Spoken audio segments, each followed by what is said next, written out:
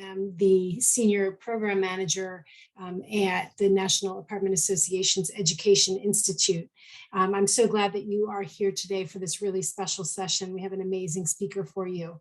Our webinar today is called Creating Meaningful and Sustainable DE&I Programs, Not Just Checking the Box. And I think you're going to really like what she has to say. So today's webinar is brought to you by Home Depot Pro, the sponsor of our diversity and inclusion webinar series. We would really very much like to thank them for our support of today's webinar and the entire diversity series that they've been supporting over the past year. A couple housekeeping tips for the length of the webinar. We do encourage you to ask questions throughout the session by typing them into the chat box on your control bar of your Zoom screen. Our speaker will answer as many questions as she can. I'll share them with her as they come in, and she will get to them as best as possible. This webinar is being recorded and will be posted on NAA's website on the webinar page within a week or so of completing today. So we will send out an email to let you know when that posting is there if you'd like to rewatch the webinar or share it with your colleagues. Awesome. Thank you so much, Amy. I am super excited about being here today. And I actually, you'll hear the passion. I am a diversity fanatic, absolutely love anything and everything about diversity. Some of the things that I really like to start out talking about is what diversity is not. And a lot of people tend to believe that diversity is just black and white. You say diversity, some people just simply kind of tone you out, like, I'm kind of tired of hearing all this diversity stuff. And usually it's people tend to feel guilty or make other people feel guilty. But I tell people that diversity is not about white guilt. I should not make anybody feel guilty for anything that has happened in the past, ever. You should not feel guilty. The only part that I would say that you should feel guilty about is currently how you treat people. Are you treating them with respect? Are you treating them with the same kind of respect for all groups, whether it is a person of color, a person with a disability, a female, a male? What is your, how are you treating? How are you traveling with people? And so my biggest thing is diversity is not, absolutely 100% is not about anyone feeling guilty about anything. You should never feel guilty about the way you talk to people or what has happened in the past. Now, I'm gonna caveat that with saying diversity, or you should feel guilty about how you're currently treating people. If you are not treating a male properly, a female properly, somebody who doesn't have a degree, or somebody who maybe have a disability, if you're not treating them the right way, then yes, you should feel guilty. And I would say, I hope you feel guilty for that, because in order for our country to grow and be better, in order for your organization to be better, we have to move beyond just looking at the surface, and we have to look at the whole picture. So I guess one of the things that I would really like to start out talking about is why I'm so passionate, and give you a little bit background on me. I did 22 years in the Army. While I was in the Army, I served with people from all over the world, literally. I've been to numerous countries around the world. And in that, I fell in love with people. I fell in love with culture, absolutely love, love, love culture. I also had an opportunity to go to the Defense Equal Opportunity Management Institute, which there's only one like it in the world. I wish everybody in the world could literally go to it for at least 2 weeks or 3 weeks to get some of the fundamentals of why we think the way we think, why we behave the way we behave. It's really interesting, intense schooling. It's a 4.5-month school, which I loved every moment of it because I actually got to learn about so many cultures. So getting into the tough conversations, and one of the things I really like to hit on right up front is how amazing the United States is. I did the 22 years in the military. I put on my boots. If they said jump, I jumped. And it's for a good cause because this is my country, just like anybody else's country. However, we are very sugar-coated. We love to sugarcoat our issues. And this is where I feel that if we don't stop using so much sugar and sugarcoating the lemon, then we are going to continue to have some of the problems we have. And so when I say sugarcoating the lemon, I mean exactly that. We have some serious things going on in our country, and we never want to really talk about the real issues. We have some very serious issues, and we just, it's easier to say, well, that's just that one incident versus, you know what, we need to address this and we need to address it head on. We need to figure out how to navigate this. And until we do that, I will say America will not be as great as it truly can be. And as great as I know it is. So one of those issues, we will talk about race. We will talk about gender discrimination, gender identity. Those are issues that we don't like to hit head on. We like to cover those up with a whole bunch of sugar. And in that, we will lick that sugar until we get down to the bitterness of the lemon again. So we slice that lemon open, i.e. George Floyd, right? Terrorist attacks. Well, let's even bring it even closer right now, COVID. And some of the horrific things people believe is that the only way that COVID has come to our country is the Chinese. And so people have now taken that, they've internalized it. Some people are actually going out and attacking Chinese people, Oriental people, Asian people, anybody that look like they could be from that group, they're being attacked. And so those are the things, when I say we need to remove the sugar and get to the bitterness. What is it that makes us feel this way? Why are we behaving in this manner? And so one of the big things is, where do we get our information from? How do you know what you know? And if you could, some of y'all type in the chat, where do you think we get 80 to 85% of our information? Just type the different forms of or sources of information, if you could. Internet, word of mouth, social. What are some of the other places? I got quite a few: internet, Google, absolutely. Social media, unfortunately, I agree with you, Cara, unfortunately, social media. News and news outlets, friends, absolutely. All those are sources. 80 to 85% of everything that we know, let that resonate in your mind for a second. 80 to 85% of everything we know right now comes from some form of media.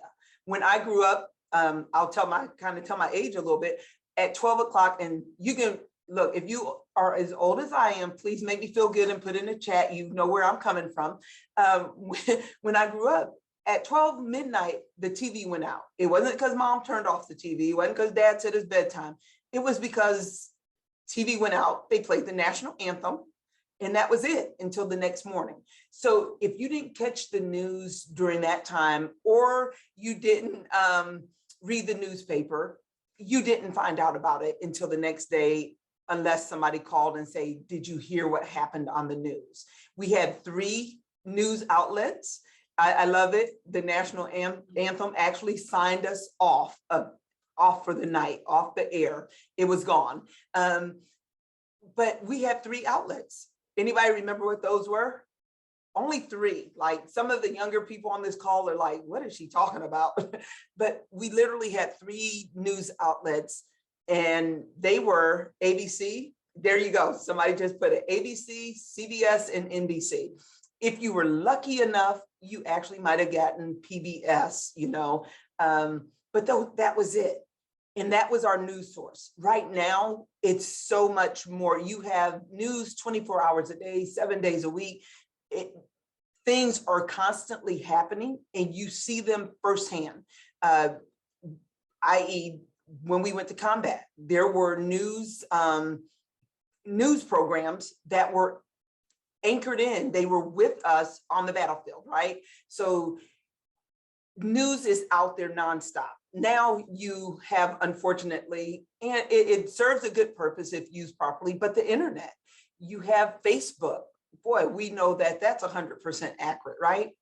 But the problem with this is not the news in and of itself. The problem is we have stopped doing the research.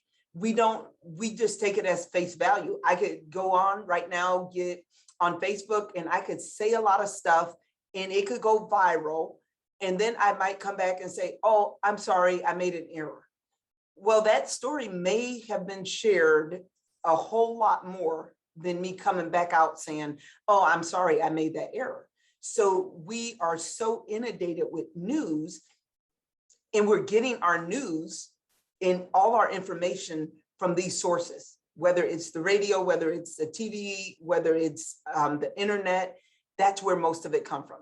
Now, we get some from friends, some from family, and that was probably up until the age of 10, that actually shaped who you were. And now everything you see on the news is going to validate what your family has told you, what your culture has told you. So now you're watching TV and you see your dad or your mom or your aunt or your uncle or your grandparents said, you know what, all Asians are this way, or all females are this way, or all people with disabilities are this way. So when you watch a TV program, you now look for those things, or those things will jump out at you that validates whatever you were told about this group of people. So you've watched so many movies, you've seen so many different shows. And while we're watching these things, we kind of just like, oh yeah, that's pretty cool, and we really don't think it's impacting our thought pattern, our thought pattern or our behavior. However, I promise you it is. And so I'm gonna say this, and I want you all to put, and I really do, I believe there's 30 or 40 people on this call right now. I really want you to put your first response when I say these 3 words. Tell me, who do you see? And this is honesty. I really want you to be honest, because I want to talk about the issues with our biases and those unconscious biases, right? So I'm going to say these 3 words, and I really want you to just say, this is what I saw. This is who I saw. And then I want to come back and kind of unwrap that really quick. And I'm going to do this a couple of times. So actually, I'm going to do 2 at the same time. The first one is, who did you see, or what did you see when I say these 3 words? Okay, only 3 words. Drive-by shooting. Please type your response in the chat box. Tell me, who or what did you see? And please be honest. I see gang members, young Black male, young boy, gangs in LA, gang, car, rapper, urban neighborhoods, small Black child on a street corner or porch getting hit, gang, road rage, wow, minor males, gangs. I love it. I love it. I love it. I'm going to go back to the first person. I want to say it may be Jamie, that said young Black male. I love the honesty there, because most of the time we do see a person and we do see the color of the person. And the safe way to do it is say, well, you know what, I didn't see the person. And if anybody, or if you say that you don't see color, I'm going to challenge you. I'm going to challenge you to give up your driver's license. I'm going to challenge you to maybe have somebody match your clothes for you in the morning, because we all see color, okay? I say that kind of funny, but it's just a natural part of who we are. We see color. You know the colors you like. You know if you like red, if you like blue, green, black, brown, orange. There's nothing wrong with seeing color. If you don't see color, then I would really present to you, you don't see me, because my color is part of who I am. So if you take away my color, then you take part of me away. If I take away your color, I take part of who you are away. So please don't say, I don't see color. Again, and I would challenge you to give up your driver's license, because then how do you know when to stop with that red, yellow, or green light? You know, please be careful with the I don't see color. Please see color. Acknowledge that you see color. The problem is not seeing color. That is not the problem at all.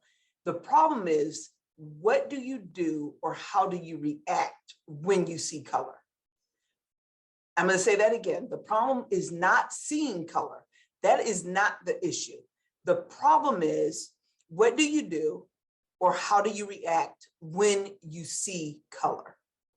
Okay, so when I said drive-by shooting, I said that because most of the time, and I still have not seen a movie, even most TV shows, I haven't seen a young white male doing a drive-by shooting, or I haven't seen a Black or a white female doing drive-by shootings.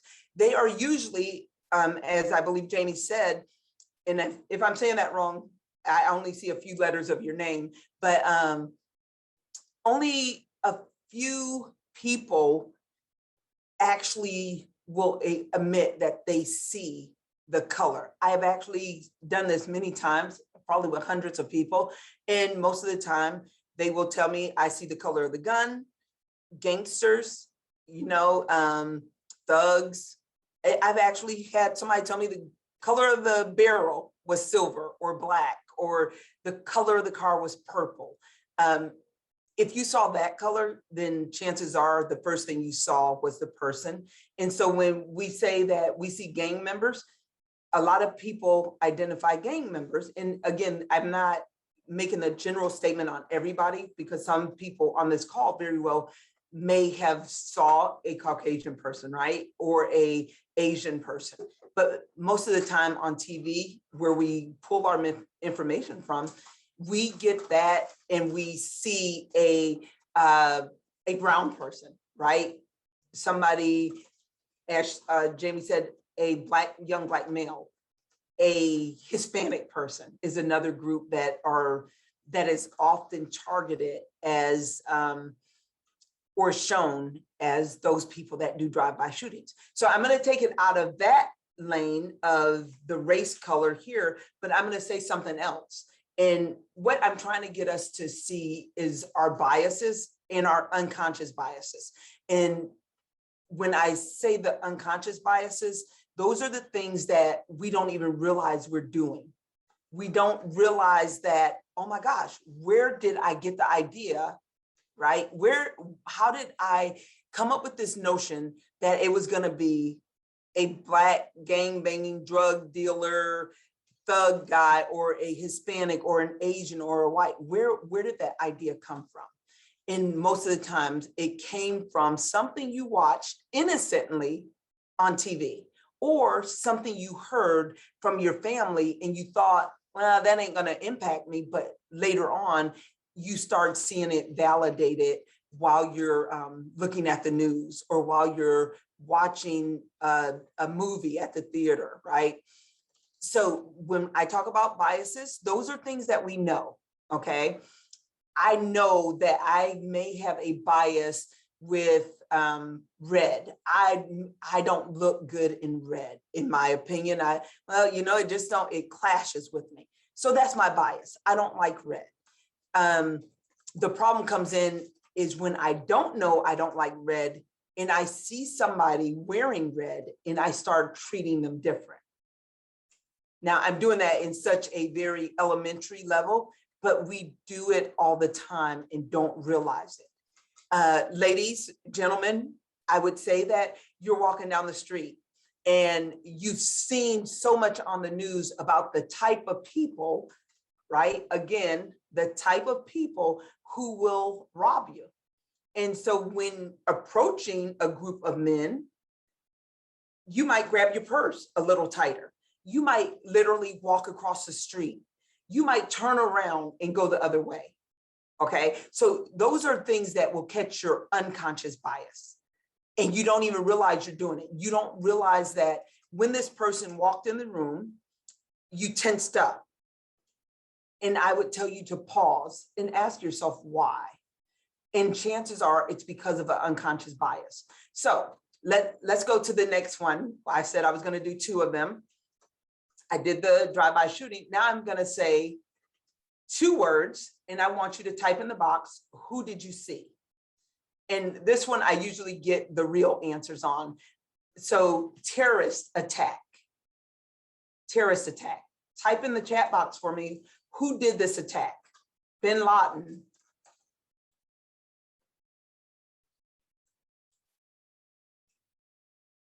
White supremacists, Muslims. Keep them coming. Suicide bomber, Middle Easterner, foreigners, jihadists, Middle Easterners. Very good. And so I got the response that I most often have, and I am going to go back to Amy Allen. I love the fact that you called out a group that is seldom ever would be called out. And you said white supremacists. So, and that is what I would present to you, that while 9/11 for a lot of us is our point of reference for terrorist attacks, I'm going to take it to where Amy took it. And honestly, this country has been plagued with terrorists for years, for decades.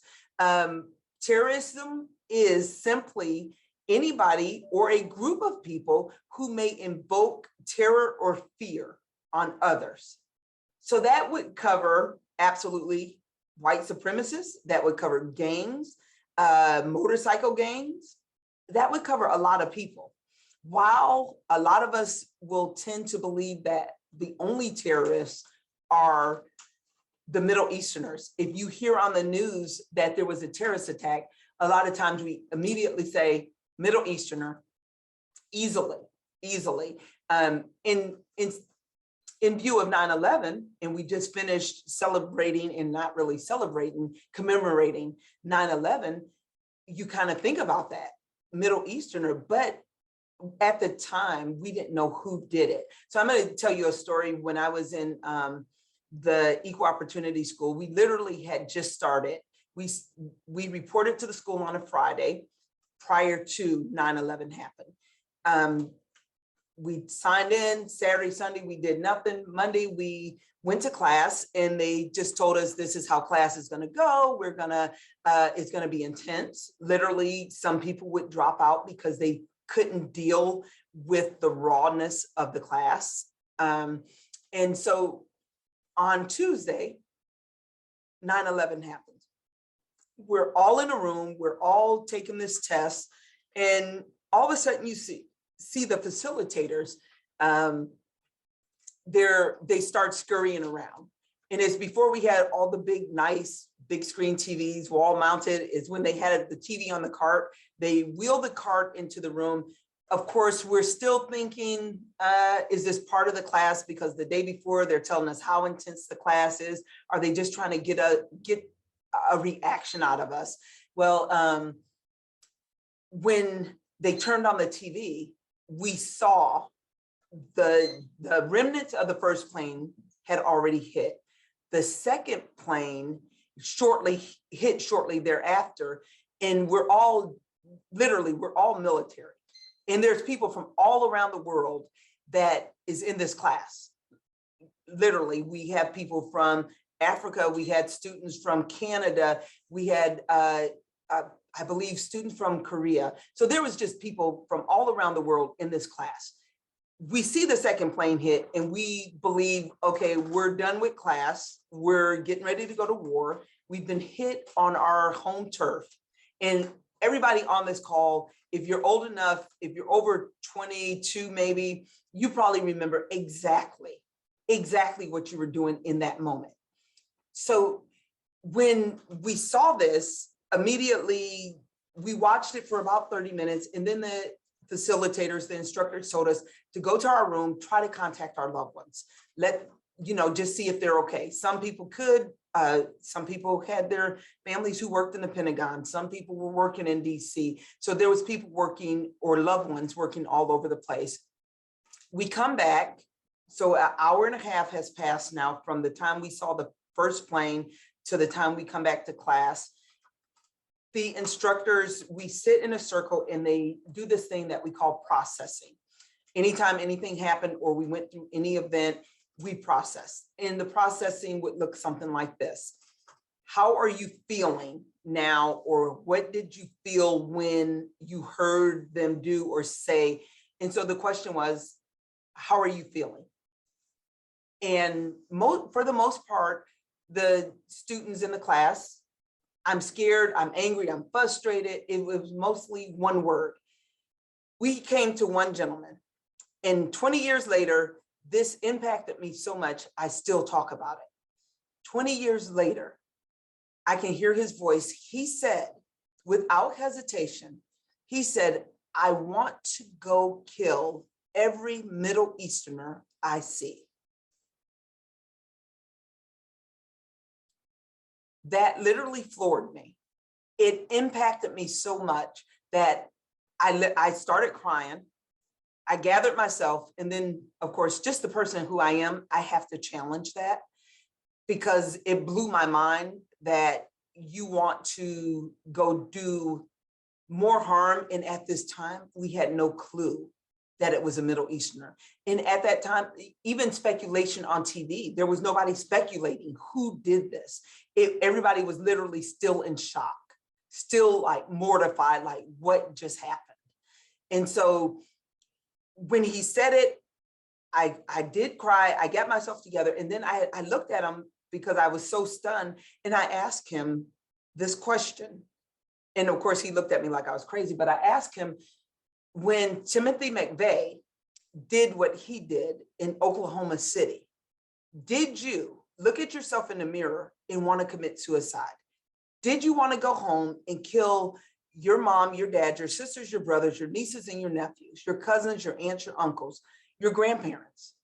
Because Timothy McVeigh looked like him. And at that moment, I realized how easy it is for us to separate ourselves from the rest of the world.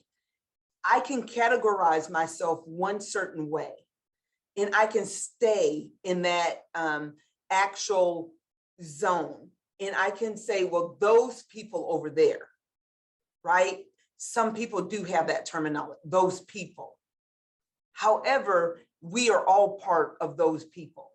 And so I'm going to say, check your bias on this, because some people say, well, I don't think that way.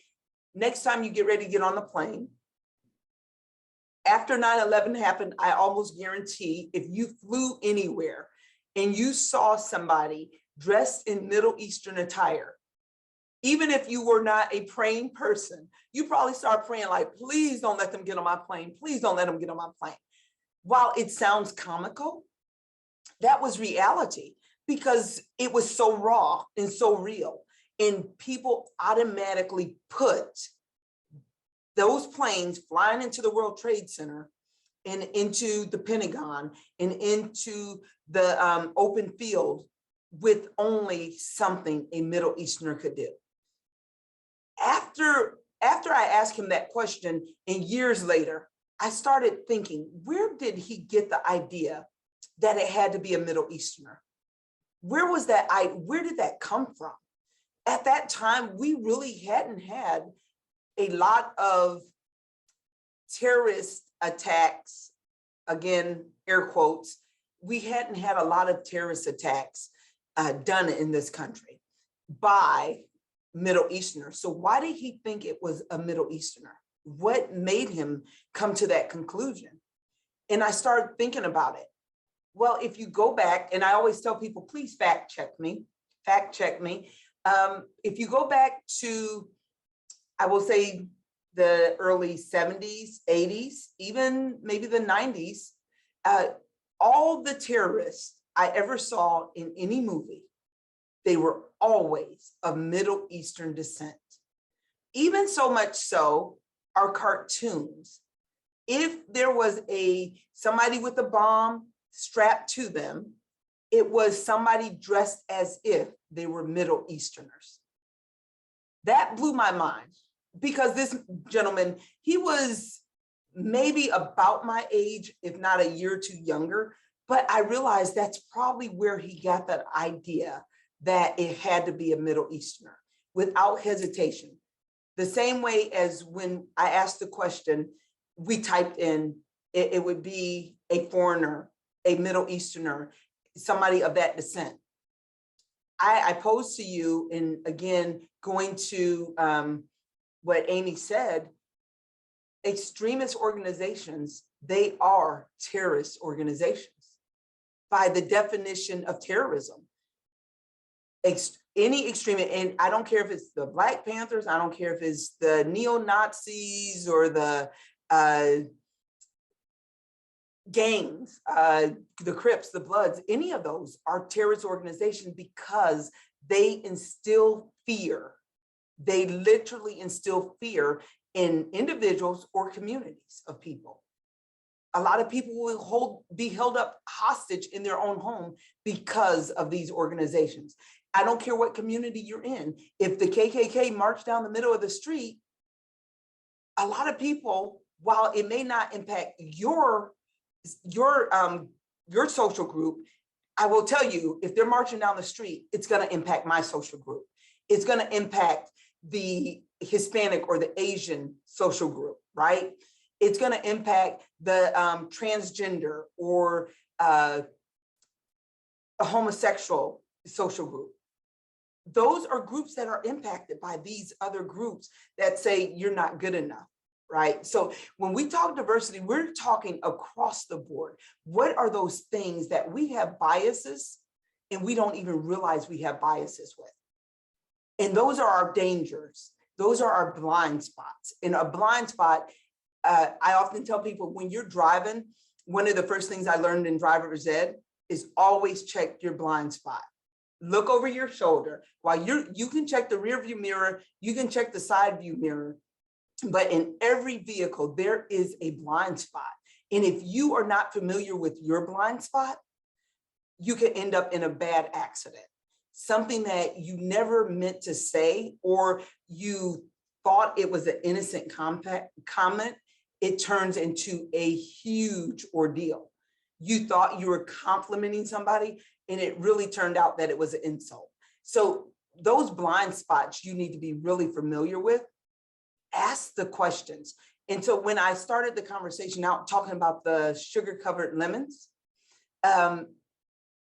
if we're doing the sugar-covered lemon thing, you're operating in blind spots because we're covering up the bitterness, right? We're covering up those things that we really don't want to address. And those are the things that are literally killing our country. We are amazing, but until we literally refuse to stay in the blind spot, until we literally refuse to accept some of these behaviors, until we start challenging our own thought processes, until we start challenging that, we're going to continue to travel down the wrong road. Until we be honest with ourselves. Where did I get my information? Why am I thinking this way?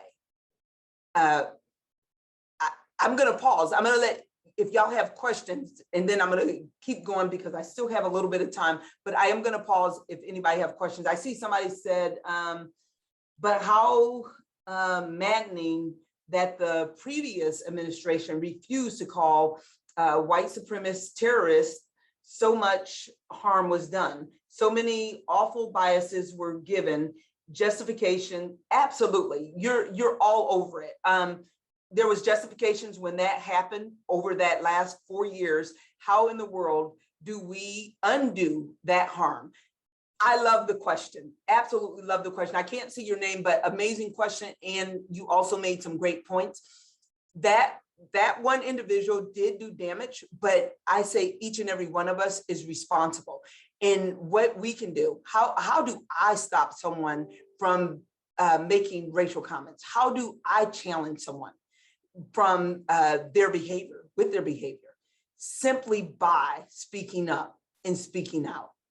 You don't have to make a scene, but you do have to let somebody know. When you hear somebody say, I will use the example of coronavirus, the China flu. That's very derogatory. I mean, I don't care where you think it came from or where you believe it came from. We're taking that from the media and we're saying this is where it came from. Well, we put a tag on it, China. And now all people hear is things from China or people from China. They are responsible for all this death and disaster. How about just calling it coronavirus? Why are we calling it or labeling it this? Because what it did, it caused more problems and people are literally still being attacked because they look like they're from China. They look Asian. People are still being attacked. In the same way, when 9/11 happened, the exact same thing happened to Middle Easterners or people who appeared to be Middle Easterners. People attacked them. Even minorities, other minorities attacked people that look or appear to be Middle Easterners. So somebody said, how do we balance personal experience? Oh, I love it. Nurturing versus nature in addressing DEI, for example, being a minority that has not experienced firsthand common biases that you know exist. So I'm going to keep going on this. When we see things happen, when we see them, step in and step up, or step up and step in. When you hear somebody make that derogatory comment, or you see somebody treating somebody differently, you see it, it's obvious. Example, I'm at a cash register, and I see the man or woman in front of me who does not look like me. They write a check. The cashier doesn't ask for ID. I get there, I write a check. The cashier now ask me for ID. Why? You're behind me. You see that take place. Do you just ignore it? Or do you say, hey, why was there a difference there? Why did you make a difference between this person and that person? If you ask for ID, that should be the standard practice. I don't care if y'all are on first name basis or not. You ask for ID, that's the standard. That's what you should do all the time.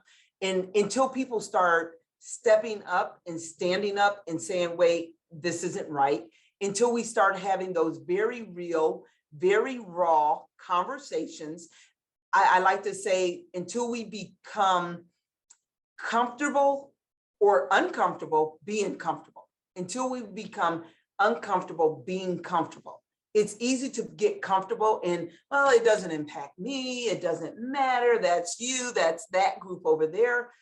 Until we become uncomfortable being comfortable, we're going to continue to have these problems. We will never be able to balance this, right? So the question is, how do you balance it? Well, some people, I may have never, which I have, but I may have never hypothetically experienced discrimination or biases or racism or sexism or any of that.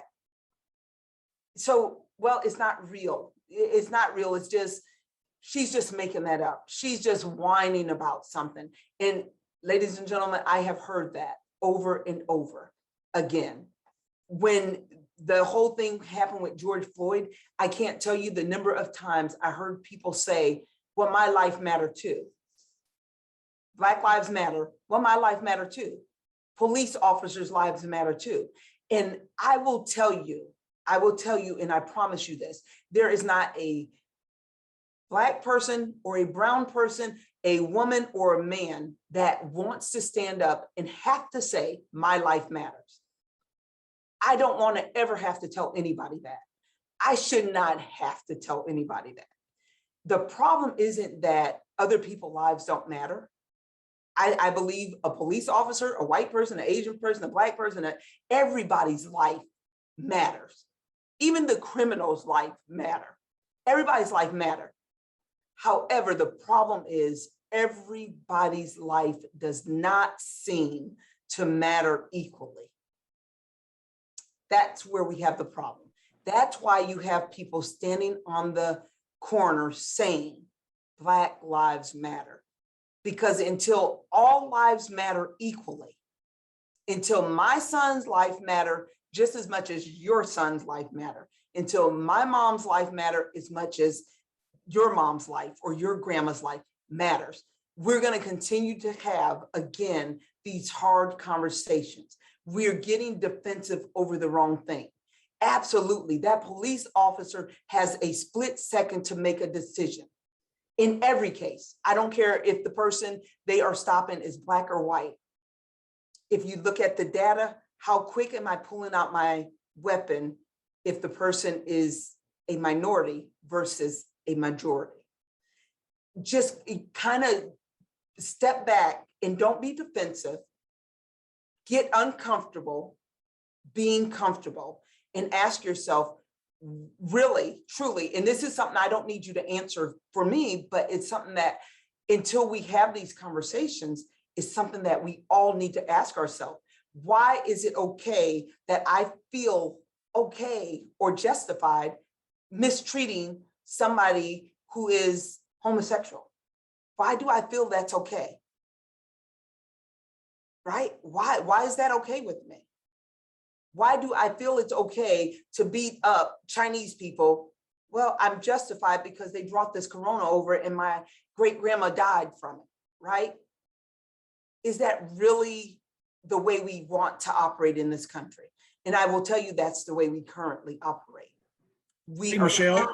Yes. Hey, I'm sorry, it's John. I'm sorry for being a little tardy. I'm a victim of time zone confusion today. You're fine. So, and it's probably a good thing I wasn't here to introduce you, or I'd still be introducing you because I love you to death. But you know, you cover so much great. I mean, you've given us so much to think about in the first part of this discussion. How would we move forward? How would we move forward in incorporating all you've said in our DE&I programs within our companies? I mean, but you're right. I mean, it has to start with us, right? I mean, so much of what you said, it starts with us. But how do we carry forward and incorporate that into our DE&I programs and making them meaningful and understandable? Absolutely. Great question, John, and thanks for jumping on here. We move forward by just being real. One is look around your workforce. Are all the people in leadership one set of people, one group of people? Meaning, are they all males? Are they all females? Are they all Hispanic, Asian, white, Black? What is the makeup of your organization? And that's a hard question because sometimes we don't want to address that. But what does the department look like? What do the people in my department look like? Are they all educated? Do they all have the same type of degree? When we start drilling down on some of these things, what are some of those things that we are looking at? Are they all one set or one type of person? I did a leadership training for an organization here, and all of their top leaders, every single one of them, without exception, were the proverbial white male. Every single person in leadership, and this was in 2020. So that gave me pause, and I brought it to their attention that you have to have somebody who is qualified. Now, never, ever, just promote somebody for a number. We have to be real. We have to be realistic. We have to be selecting the top candidate. And in this day and age, I promise you that you have some very educated minorities. You have some very educated women. some very educated men. You have educated people that could fit a lot of these positions, but we're not doing the hard work. The hard work, or the easy way to do it, is, hey, I know John referred me, I get the job because me and John are buddies. And that's what I see, which is systemic in a lot of workforces. Instead of saying, you know what, John, John may say, Michelle, I really like you. However, right, I really want to make sure the best person get it, not just give me the job. And I will tell you, I have been told that in the past. I was told when I started working here by the last HR director that the position of diversity and inclusion, the job that I started in, that it was literally just a check the block position. Wow, that was kind of a slap in my face, but it was also fuel for me to say, I'm going to show you. And if you don't understand how important diversity is to your organization, there are so many reports that show you that diversity brings a group of people together, and it literally energizes your organization because you get different thought processes. You get to hear things from different perspectives. You get to see things from different perspectives. So, John, to answer your question, it's literally sitting back as a leader and saying, what can we do better? And where are we right now? Look at your demographics. And again, disabilities is part of diversity, right? Age is part of diversity. Where are we at? Where can we improve? How can we improve? And that will be something that you would have to do, not just you by yourself, but a group of leaders coming together. And also, I challenge each and every one of you is take a pause and think about the last time. When was the last time you, and I'm only talking about you, when was the last time you actually had real conversation with someone that don't look like you? And when I say real conversation, I'm not talking about, well, I'm going to lunch and I don't have anybody to go with, so I'm just going to go with this person. And that person just so happened is somebody who don't look like you. It's not in your same group of people, right? Your same racial profile, your same gender, your same disability. When was the last time? And a lot of people have a hard time answering that. Now, one thing I can't do is I can't tell you who to hang out with or who to invite to your house.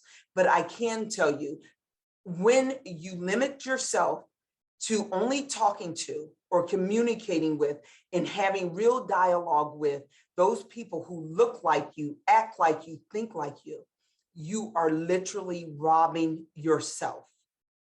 I could not imagine only talking to females that look like me. I can't imagine, because I would be literally robbing myself of all the other experiences. I would be robbing myself of such important information. And I rather ask somebody who is Hispanic the why question than look at the news and try to figure out the why question, right?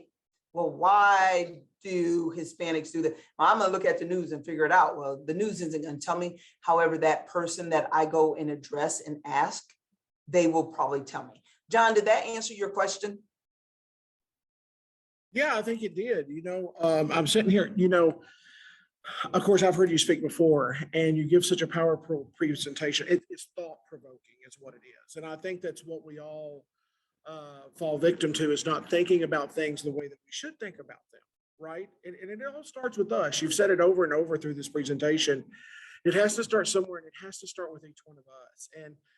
And I will tell you, I've noticed your chat room here. You've answered a lot of the questions that are in there. Chris has to leave us by 3:00 and Eastern time, which I now know which time zone I'm in. Apologize again for my tardiness. But in just a couple of minutes that we've got left, most of the folks are still in the room. Can we give them just maybe just a minute or two to throw some more questions out there? We are going to have to wrap up here in a few minutes, just a couple of minutes. But are there any other questions out there for Michelle? I mean, she has such a powerful message, and she has a way of making us think about those things. Any other questions? I do want to say, Lindsay, I do see your comment and thank you for that. The use of the term Oriental is not for a people group. It's more for an object or an inanimate object. Thank you for that. Hi, Michelle, this is Amy and John. I just wanted to jump in because a question came in, not in the chat box, but in the Q&A box. So I just wanted to read that out to you, Michelle.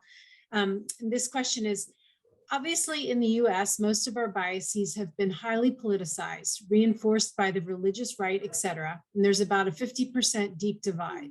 What recommendations do you have for untangling the confusion with political or religious opinions and appropriate DEI expectations in the workplace? I would tell you firsthand experience. If you can step back from your personal religious or your personal religious or political biases, if you step back as an individual and you take each person at face value, do not categorize a group of people. And we so often will do that. All of this group is this way, and it's so not true. So if I can encourage everybody here to stop using, when it comes to things of diversity, we can never categorize anything as all. We can't categorize any group as all. So all white males are this way, all Black females are this way, all Asians are this way. We can't say that because honestly, we don't know all. While I'm a Black female, I don't even begin to know all. I might know 0.0000001% of people that look like me. So using that term all, we have to start looking at every single person at face value. I hope that answers your question. Break it down, not looking at anybody else's opinion, because everybody has an opinion, but go based on what you know and who you're interacting with, and don't judge me based on a bad experience that you may have with someone who may look like me or who may have looked like me in the past, right? Just one person at a time, and don't categorize everybody. Allow each person to speak for themselves. You know, one of the things I think I've learned the most and realized, well, I don't want to say learn, but you've made me realize the most. John, your voice keeps fading in and out. Is that better? Not really. Is that better? Okay, a little better. Okay.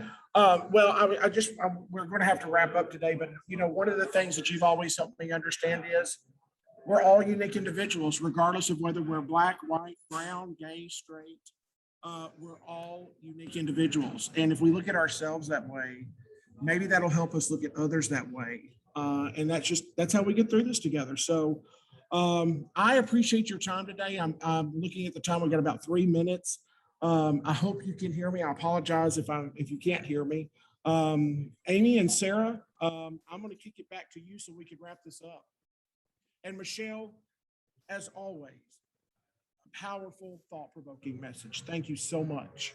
Thank you so much. I appreciate it. I appreciate you all actually signing on, giving me your time. If you ever need me again, any of you, please contact me. John, Amy has my information. You're free to give that out, but I absolutely love this. I want to leave you with a final thought here is invite someone to the table. It's no longer just good enough to have a seat at the table, because some people have a seat at the table, but it's a wooden seat. Give that person your seat, or give them a seat as equal to or better than yours. So start having real conversations, invite them to the table, and please have those tough conversations. Wow, great. Thank you so much, Michelle. What a poignant thought to wrap this up with. Thank you for being here, and you, John, for serving as moderator. And thank you to all of the participants today for joining us. Just wanted to give you a couple of things that are coming up. What's next? Our next diversity and inclusion webinar will be on September 28th, same time, 2 p.m. Eastern. the state of diversity, equity, and inclusion in NAA member organizations. In this webinar, you'll learn the current state of DE&I in NAA member organizations, what member priorities for DE&I resources and tools are, and how to create and implement a program that leads to lasting change. So that webinar is 2 weeks from now, and we'll hope you'll register for that on the NAA website and join us then. Also wanted to ask you to save the date for NAA's first annual Diversity and Inclusion Awareness Week, where we'll have daily education sessions as well as challenges for the entire week to help you learn and engage with other rental housing professionals on new ways to expand your company's diversity and inclusion conversation and make actionable, long-lasting changes that benefit everyone. So there's the information for that and a link. And as I mentioned at the beginning, we did record today's session and we will be posting it on our website. So if you missed anything or you want to share this with your coworkers, start a conversation in your workplace, this would be the perfect way to do it. So we will let you know when the recording is available on our website. Thank you again to everyone, and have a wonderful and safe afternoon. Bye-bye. Thank you.